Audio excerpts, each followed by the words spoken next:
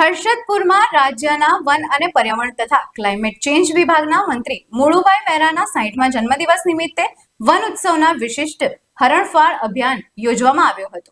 મંત્રીએ પોતાના જન્મદિવસ નિમિત્તે વૃક્ષારોપણ કરી પ્રકૃતિના સંરક્ષણમાં યોગદાન આપવા માટે સર્વે નાગરિકોને હાકલ કરી હતી।